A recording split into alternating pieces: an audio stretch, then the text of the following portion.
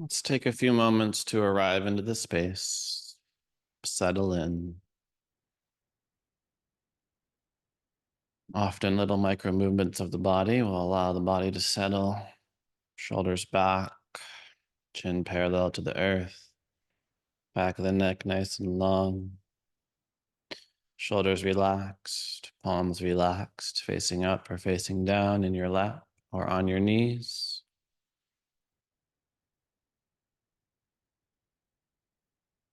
And your eyes can be slightly open or fully closed. And take a few moments to breathe.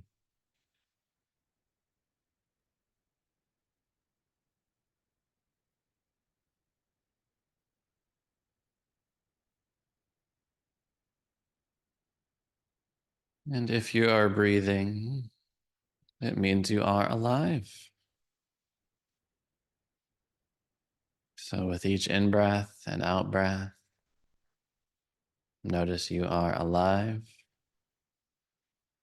Inhaling, I am alive. Exhaling, I have arrived. Inhaling, noticing you are alive in this moment.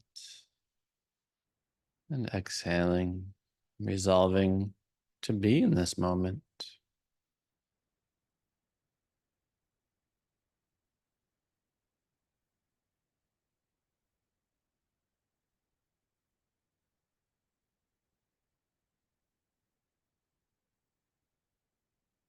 As you inhale, come into this present moment. And as you exhale, recognize it is a precious moment.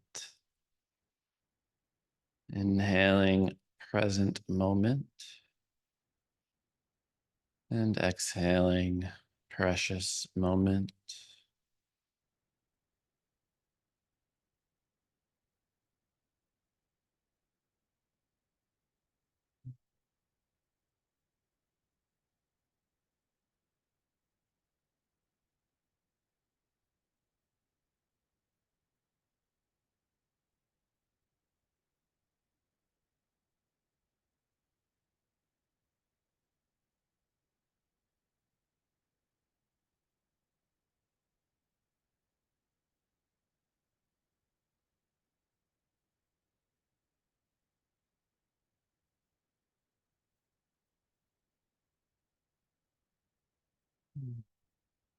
Sealing it in.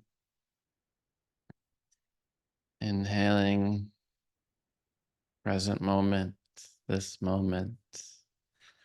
Exhaling, I see it is a precious moment.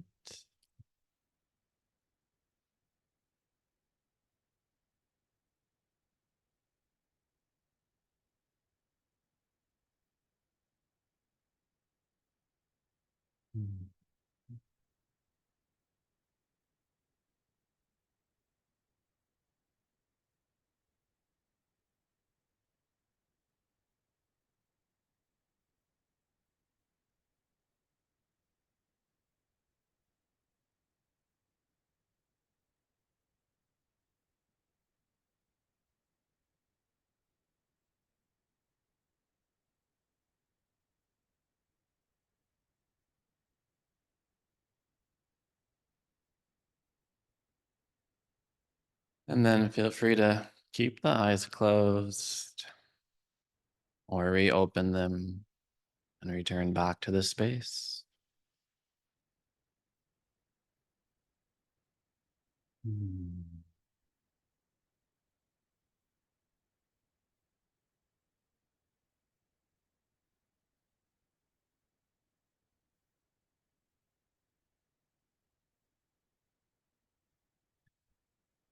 So hello, welcome, namaste, and good afternoon.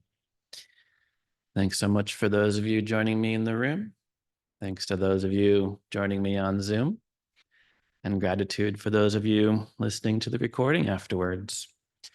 This is a little Dharma talk that I like to call Living from the Heart.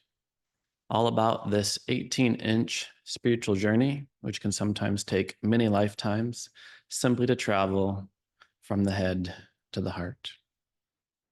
I'd like to begin with a poem of my own as a lead into this week's topic. Start with the teachings, close with a meditation, and have some time at the end for question and answer. And today's poem is called Miracles. What if each day before awakening, two angels descended, holding your soul by each arm and placed it delicately in your body? We do not need to walk on water. To be alive and to be here is a miracle. We are energy that can speak, light given a body with a mission to love, be loved, and learn. God has always been a passionate artist, and you a starry night framed in skin. Breathe in your own divinity. Follow the ancient scriptures written in your own heart and begin this pilgrimage to your destiny.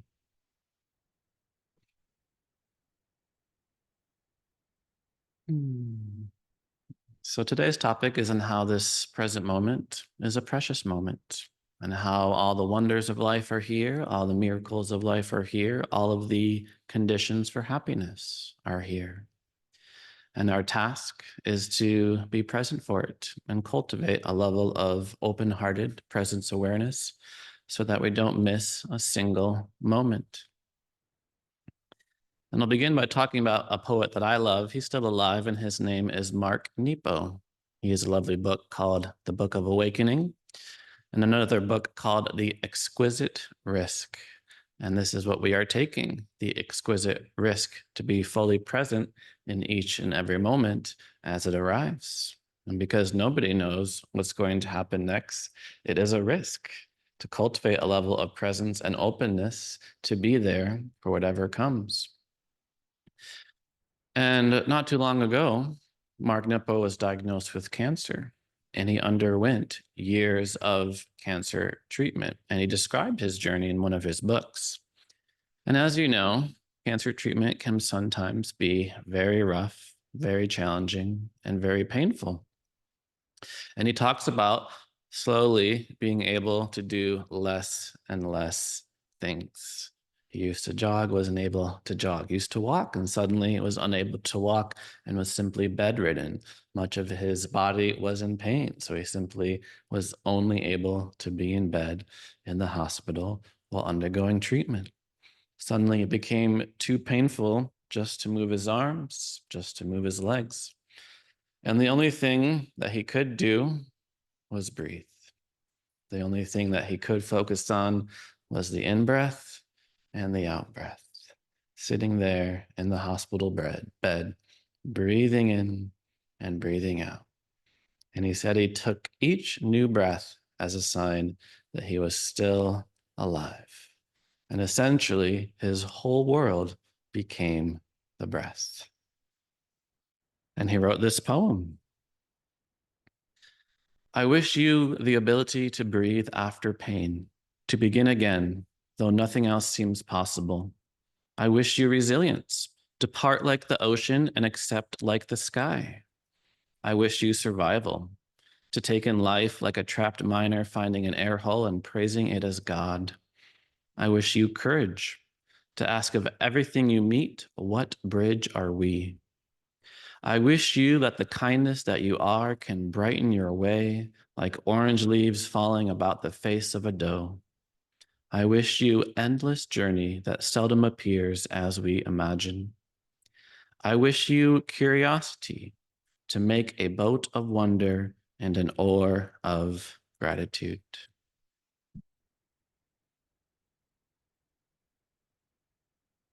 So it's easy to get complacent. It's easy to lament on what we don't have rather than feel gratitude for what we do have. And it is a miracle to be here. It is a miracle to be alive. And if you are breathing, it means you are alive. And the breath, therefore, is also a miracle and also a wonder. And Bill Bryson put it this way: Take a moment from time to time to remember that you are alive. I know this sounds a trifle obvious, but it is amazing how little time we take to remark upon this singular and gratifying fact. By the most astounding stroke of luck, an infinitesimal portion of all the matter in the universe came together to create you. And for the tiniest moment in the great span of eternity, you have the incomparable privilege to exist. So Chogyam Trungpa says that there is never a dull moment when you are in touch with reality as it is, when you are in touch with this moment as it is, because this moment is endlessly unfolding. However, our mind is an incredible habituation making machine. It loves to reach homeostasis. And as a result, it's going to become complacent. Any constant stimulation of consciousness will eventually become unconscious. And we will forget the joy of breathing, the joy of walking, the joy of eating. But as we say, all the conditions of happiness are right here. You have eyes that are in good condition that can see the birds, see the trees swaying in the wind. You have ears in good condition that can listen to the sound of the water waving in the river, to hear your lover tell you that they love you. And you have a body in good condition that can do much more than simply breathe. But even if it could only breathe, you can let the world be your breath. You have a body in good condition that can dance, that can practice yoga. And it's easy to lament on, yes, but I have this ache here, or this ache here, or this deficiency in this area of my life. But this is part of our practice, recognizing that every moment is new, only happening once, and never again in the history of the universe. So you might have heard this term mindfulness. And whenever you hear any ancient topic or subject or concept that has been translated into English, realize there are many ways to think about and formulate this idea. So the word for mindfulness actually is smriti, samyak smriti. And smriti means to remember. It is a form of memory. So the opposite of mindfulness is not mindlessness, it is forgetfulness. We have forgotten to be present, to be here, and we have forgotten what matters, and we have forgotten that this very life is a miracle. So Thich Nhat Hanh says, the most important thing is to remember the most important thing. And I love the open-endedness of this. The most important thing is to remember the most important thing. So that to me is what we do as soon as we sit down on our yoga mat, as soon as we sit down on our meditation cushion, is to ask ourselves, what is the most important thing? What truly matters most to you in this life? And then we set our sankalpa, we set our intention. We set to live our life from a place that matters the most. But if you do want a bit of guidance on what to remember, what to practice remembrance or remindfulness of, we do have what are known as the 4 reminders. And the 4 reminders are these: the preciousness of human life, that's 1. Impermanence, that's 2. Karma, that's 3. And suffering, that's 4. So the first reminder is that your human life is precious. Even if you adopt a certain Eastern cosmological worldview, that we are in an endless cycle of samsara, an endless cycle of birth and rebirth and reincarnation, still, pretty much every spiritual approach does view a human birth as extraordinarily fortuitous, as extraordinarily precious, because you have the greatest capacity to awaken. One time in my studies, I heard that a Buddhist koan is to ask, does a dog have Buddha nature? And I was told in my studies that this was one of those unanswerable questions. So then, when I was in Thailand speaking to a monk, I asked him, does a dog have Buddha nature? I was hoping it would be some gotcha question. And he goes, of course. Flat out, of course, absolutely. And then he went on to say, but it is a little more covered up. In other words, we human beings have a greater capacity to change our nature. So what I mean by that is our goal is to free ourselves from our karmic conditioning, and our actions create our karma. And we have the natural ability to not accumulate more karma. For example, we can choose to become a vegetarian or vegan and not take other species' life in order to maintain our sustenance. It would be very, very hard for a tiger to change its tiger nature to not kill other animals. It is possible, it's just slightly covered up. Just like a dog's Buddha nature is also slightly more covered up. But a human birth is a precious birth and a fortuitous one because we have this capacity. We have the greatest capacity to awaken from the illusion of this world and be free from the wheel of samsara and conditioned existence. So the metaphor, and the common metaphor to describe the almost sheer improbability of being born as a human, involves imagining that at the bottom of the ocean, there is a turtle, and the turtle is blind. And at the very top of the ocean, and as you can imagine, oceans are very large. At the very top of the ocean, there is a stick with a small hole in the middle of it. And every 100 years, the blind turtle goes up to the ocean, to the top of the ocean, to get a little bit of air, and then he goes back down. And then when the probability happens that the turtle happens to stick its nose through the hole in the stick in the infinitely vast ocean, that is the odds of being born as a human. And this is part of our remembering. This is part of our reminding ourselves what a gift it is, what an opportunity it is to be born as a human being. So I think it's quite telling that the first reminder is that the human life is a precious one. And the second reminder is that nothing lasts. The second reminder is the reality of impermanence, of interdependence, that everything in this universe is constantly, ceaselessly changing. Everything is moving, everything is coming into being and out of being. So what does that mean when we say it's a precious human life that you have and nothing lasts? It means every moment is new. Every day is new. Each new day, you are given 24 brand new hours to live with compassion in your heart and to be fully in the moment. So when a lot of people hear, for example, the Buddhist metaphysics that everything is empty and nothing lasts, it can absolutely feel like a bit of nihilism that, well, nothing has any inherent nature and nothing lasts, so therefore nothing matters.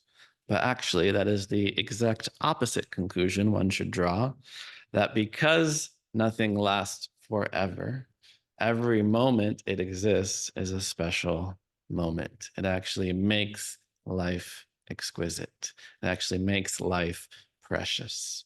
Recognizing that we have a precious human life and that life is impermanent, that we too will die someday, makes every moment, every day a gift to enjoy. So the first reminder is that human life is precious. Second reminder, nothing lasts. Third reminder is that your actions will bear fruit. This is the rule of karma. Karma comes from the Sanskrit kri, which means to act, just like Kriya Yoga is the yoga of action. So too, karma means action. And it is believed that we reap what we sow, that every action that you do in this life will have its end result. In other words, everything that you do matters, right? We have this essential idea in the Western world that there's no fundamental order or law to the universe. If you were to go into an alleyway and commit a crime and nobody saw you, then there will be no consequences to your actions. But here we say any action that you do, whether good or bad, will reap its reward or punishment. So, what does that mean? It means we must be mindful of our actions and we must look deeply into the root of our actions. So, just as our sankalpa and just as our intention is planting the seed of our intention in order that it may bear fruit in the world, so too we have to look at the roots of our actions. So, if you ever tended a garden, what do we know? If you're going to water the plants, are you going to water at the flower? Are you going to water at the leaves? No, you're going to water it at the root. Similarly, with the weeds, are you going to just pull the flower off of the weed or pull the stem off of the weed? No, it's going to grow back. If you want the weed not to grow back, you have to find the root and you have to pull it out. So, in our task of dissolving our karma that keeps us in bondage, we have to look at the root of our action, which is our thought, which is why the Buddha said our entire life arises from the tip of our intention, because our actions begin as a thought in our mind. So we are learning to become masters of our own mind by sitting and noticing our thoughts, noticing the desire to itch without necessarily scratching, so that we may absolve ourselves of our karmic bondage. And the fourth reminder is that there will be suffering, that life will not go exactly the way you want it all the time. And this to me, again, is a very promising idea, because it means that there's nothing wrong with you, that you didn't do anything wrong if you are experiencing suffering in your life. We can take the pressure off of us. No self-blame. We think if we made all the right decisions, we would have all of the joy and none of the suffering. But that is simply not the case. So this is our remindfulness. This is our smriti practice, to remind ourselves the preciousness of human life and what a gift it is to be here. And I was thinking about this very recently. I was thinking about Mark Nippo's journey of only being able to breathe, because just about a couple of weeks ago, I was experiencing a problem with my foot. And it hurt just to place any weight on my foot. And as a yoga teacher, this is quite embarrassing to be limping around the room. Nobody wants to see that from their yoga teacher. So obviously I had to sub out a few classes. And I took care of it, and things are much better now. And now I have so much gratitude for every step that I take. I go, wow, I can take a step and not be in pain. Just as Mark Nippo can breathe and not be in pain now that he is cancer-free. And now I appreciate each and every step that I take.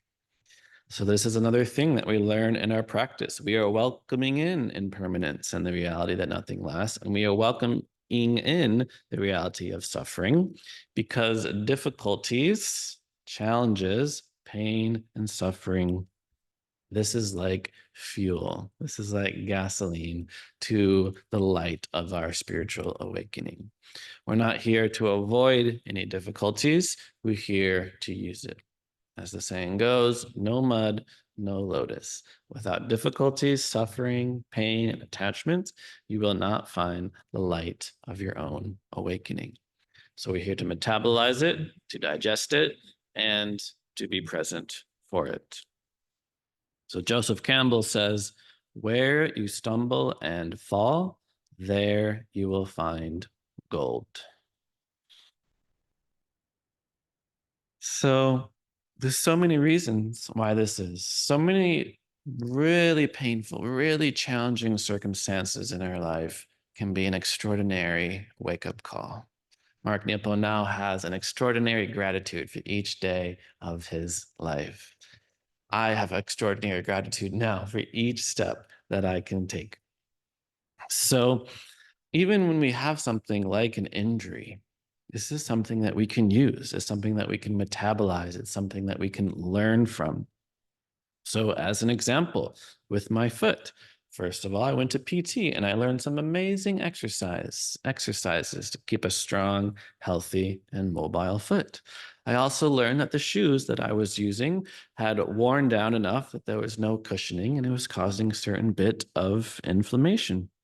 I also had a certain level of embodied awareness because now that my foot was in pain, I noticed anytime I sit in a chair, I'm always tempted to put one foot underneath of me and sit on it. And then I'm like, huh, that's also the foot that is in pain right now. So I've now become aware that I have this body position that I tend to be in, and it's causing pain in my life. So anytime any yoga student comes to me up to me and they're like, "Yeah, I have this injury," I think, how fantastic. Now you have an incredible opportunity to learn. You get to learn about your body and your anatomy, and you get to cultivate awareness. Because when we do have certain pain in our body, it's always a signpost asking for more attention. So when you do feel like, oh, this shoulder is tight, that's a wonderful opportunity to explore why it's tight. And it's usually habitual things that we do without even realizing it. So maybe every time you brush your teeth, you put one hand on the counter, you lean on that hand, and then you brush with the other hand. Well, that's going to cause all sorts of imbalances in your body. Maybe whenever you're talking to someone, you're always leaning against the wall in a particular way. So it's any injury, any pain in the body is an extraordinary opportunity to use that to learn more about your body, to learn more about yourself, to cultivate a level of awareness, and also to cultivate a certain level of gratitude for all the times that part of your body was not in pain. And then when you free yourself of that pain, it will end up with an overwhelming sense of gratitude that you are no longer in pain because we all have the capacity to heal ourselves. So here's a story. A clever smuggler came to the border with a donkey. The donkey's back was heavily laden with straw.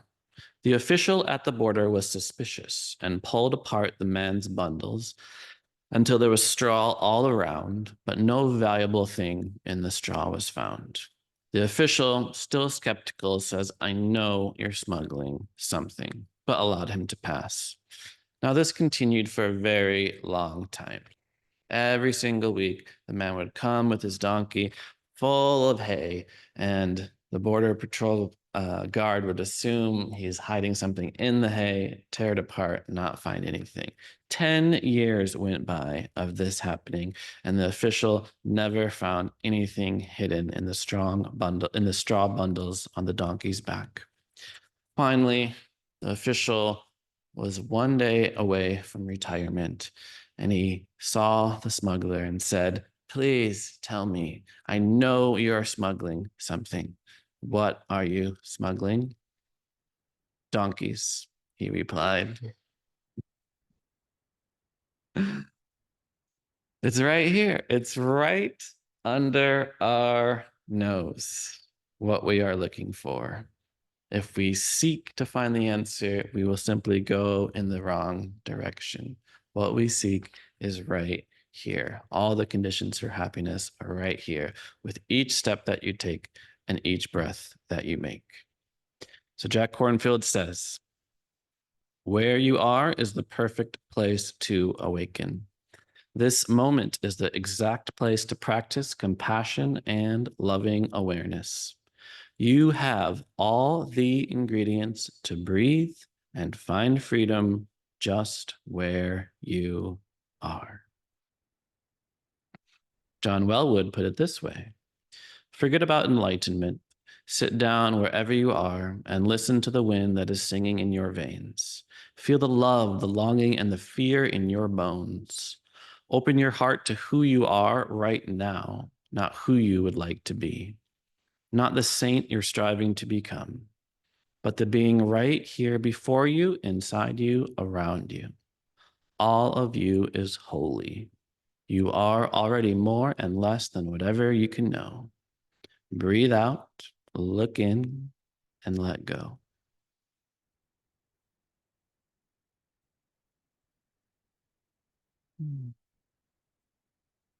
There's a few stories of the Buddha that might help us elucidate a little bit more what it means to see this present moment as a precious moment. And I think whenever we hear about any sort of deity or revered figure, it can sometimes be helpful to distinguish between the historical figure and the living figure. The living figure is the one that is alive right now in our hearts, in our words, in the way that we talk about and discuss this figure. The historical figure is just the facts, ma'am, as officer might say. So Thich Nhat Hanh also has a lovely book called Living Buddha, Living Christ, where he talks about the living Buddha, the living Christ that is right here, right now, in contrast to the historical figure. So as an example, most historians do not believe that a man named Jesus the Christ or Jesus Christ was crucified and then resurrected 3 days later, which is pretty much required to believe in for those in the Christian faith. Because as far as we know, resurrection is physically impossible. That being said, most historians do agree that there was a man by the name of Jesus who did live in Nazareth, who did live for roughly 27 years, who was crucified on the cross.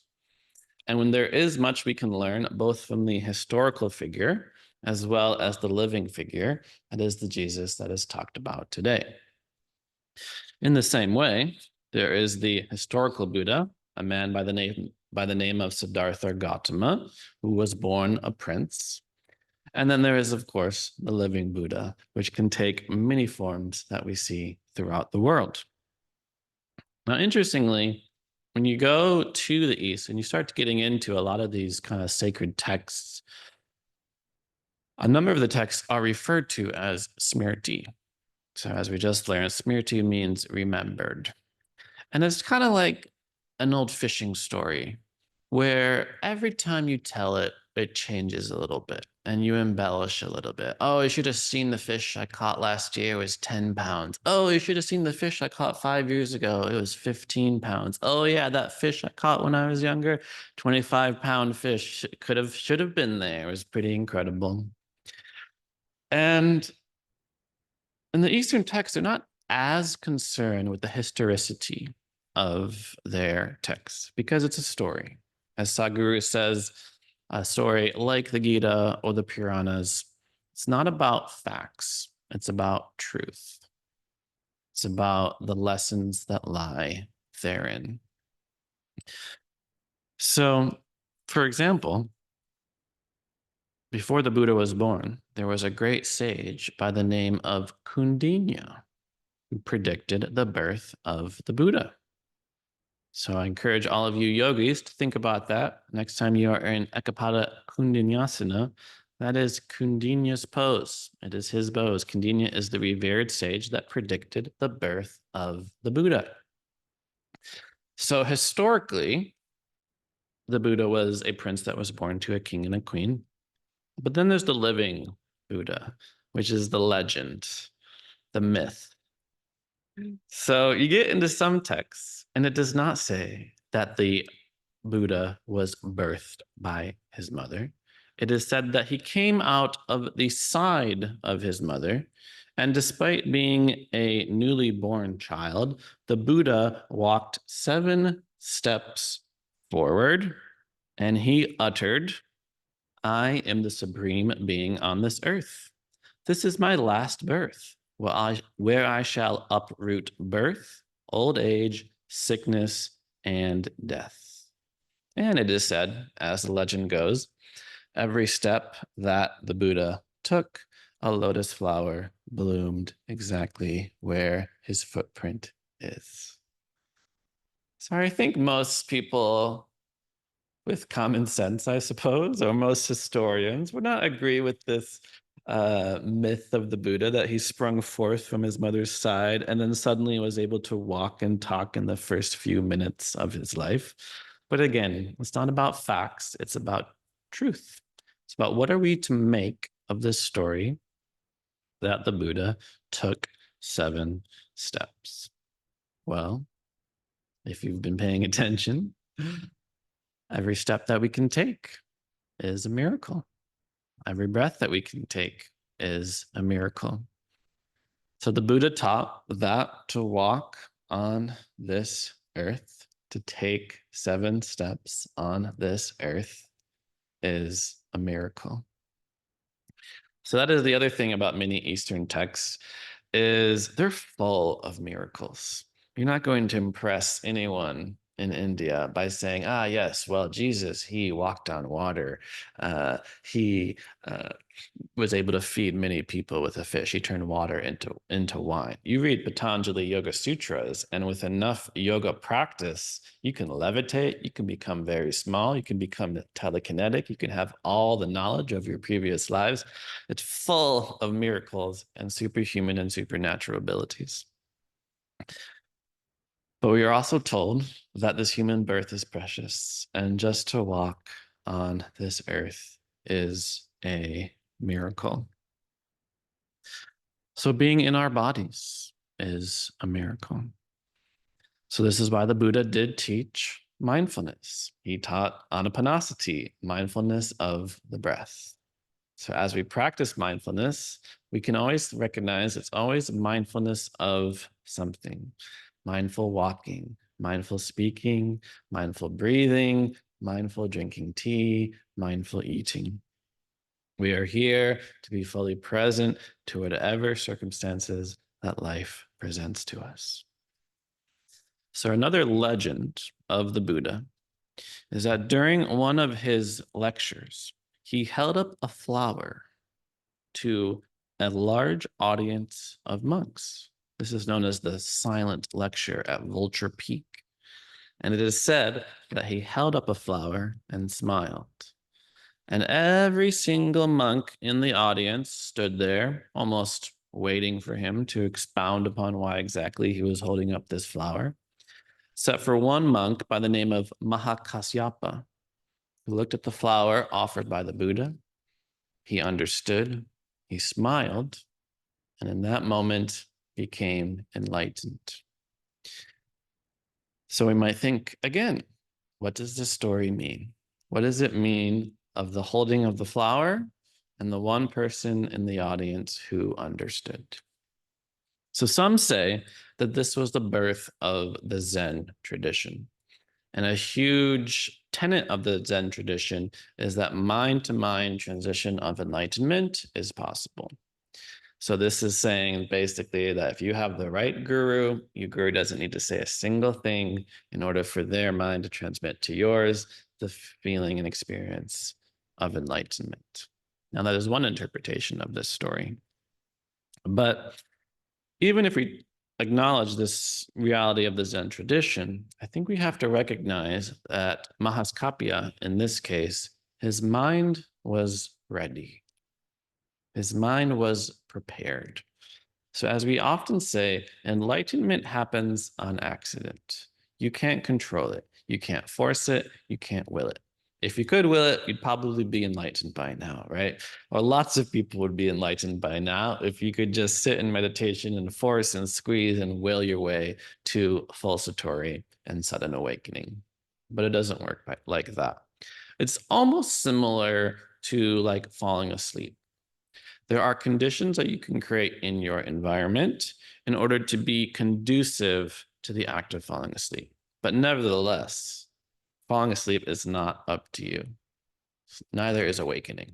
Awakening is not up to you either. That being said, as the saying goes, enlightenment happens by accident. However, we can make ourselves more accident prone. So this is our preparation. This is our practice. We are making ourselves more accident prone.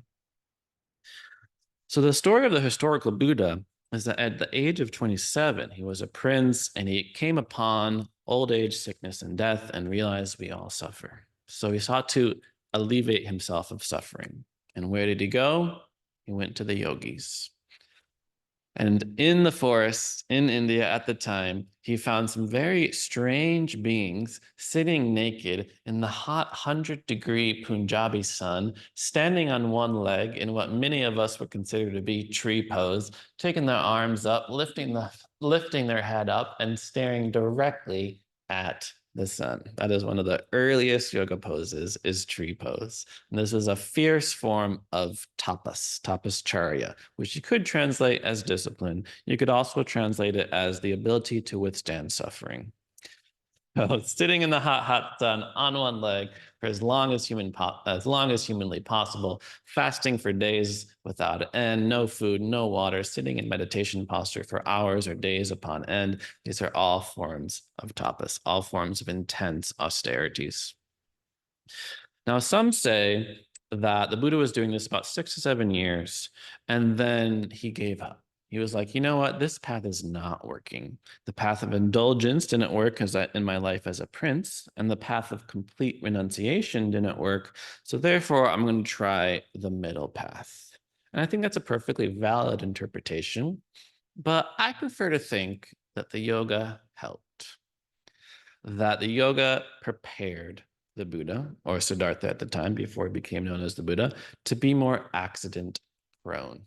The tapas, the discipline, the sitting for hours in meditation, it made the mind ready for enlightenment. And this is what I found as a teacher.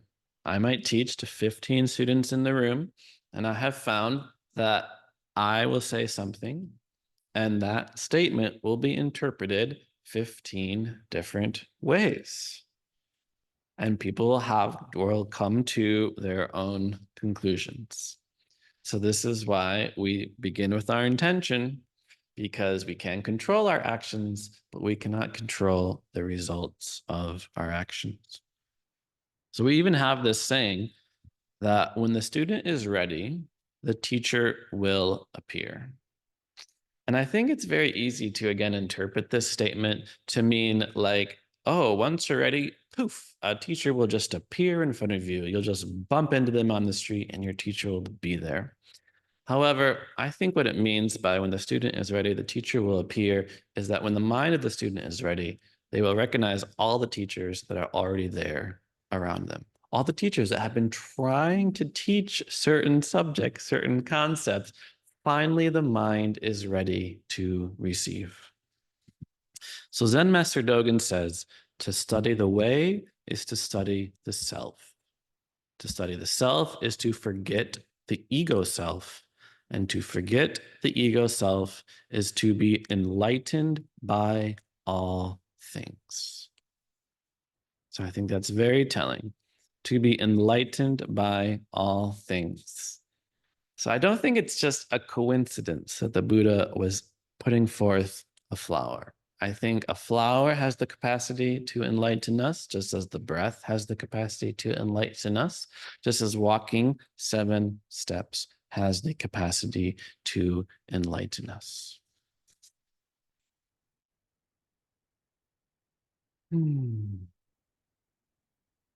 So there's never a dull moment when you're in touch with reality as it is. When we bring our full attention to the task at hand, whether it is mindful breathing, mindful sitting, mindful walking, or mindfully gazing at a flower, we will learn from that experience. Flowers have so much to teach us. There's so much we can learn about impermanence, about how what we call a flower is just a temporary explosion, how to step into new, more loving, more kind, more full, more colorful, more light-filled versions of ourselves.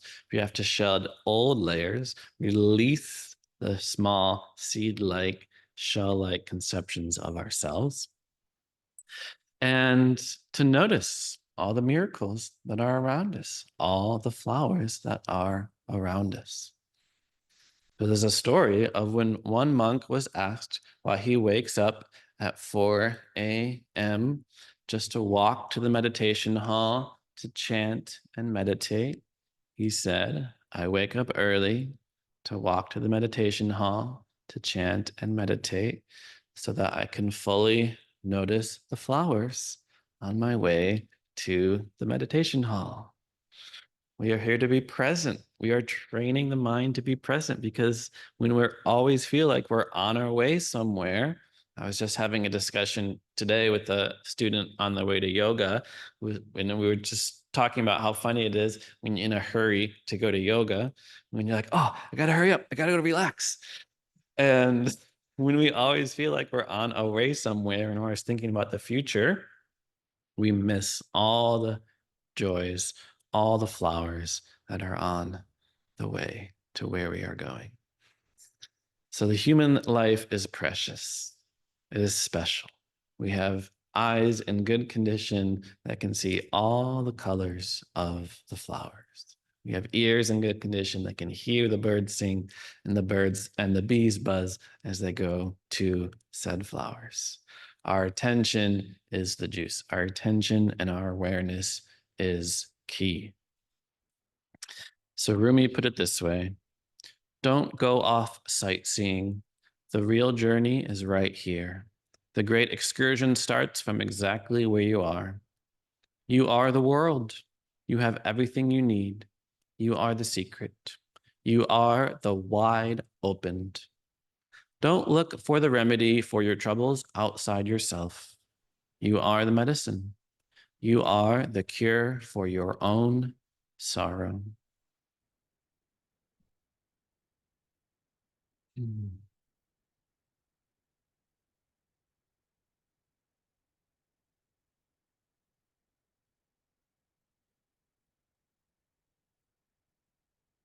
So I think one final lesson we can learn from flowers is that if you want anything to grow, you have to nourish it.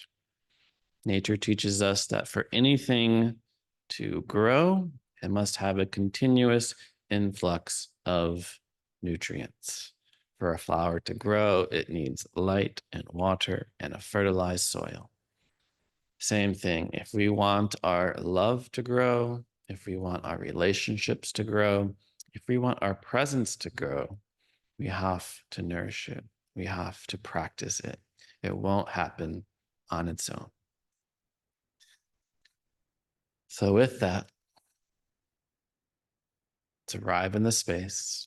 Let's arrive in this moment, coming to your meditation posture, closing the eyes or keeping them open,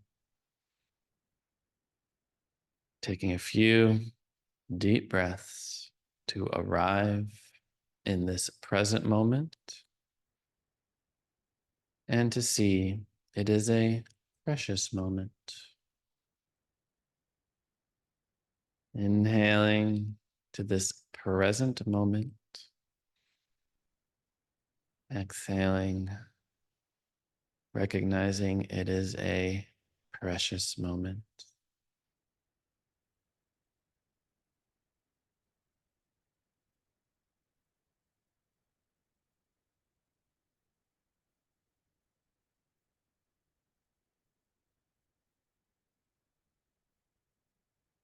And so often we're told to notice the breath, which is certainly a valid approach, but we can also enjoy the breath. It's allowed. So as you take a few more deep breaths, enjoy the breath. Enjoy this miracle of the breath. If you are breathing, you are alive. And if you are alive, you have this incomparable privilege to exist, this preciousness of a human life. We honor this gift of life. We honor this new day by being present for it, by enjoying each breath, savoring each breath as it flows in and out.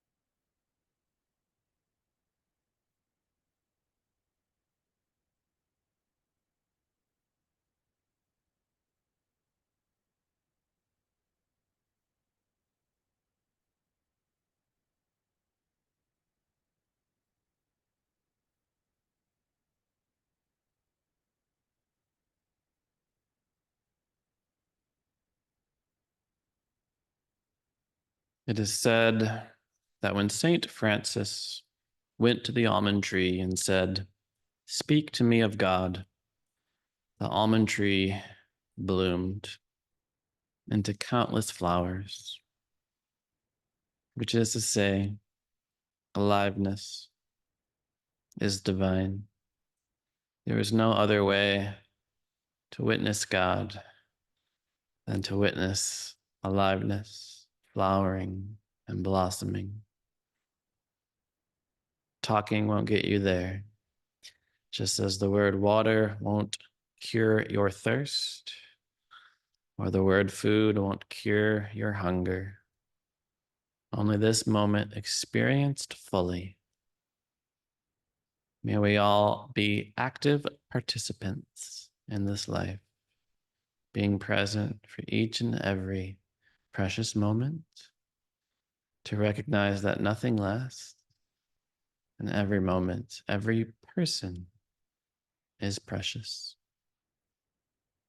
We honor that preciousness, that aliveness, and that divinity with a very simple word: Namaste.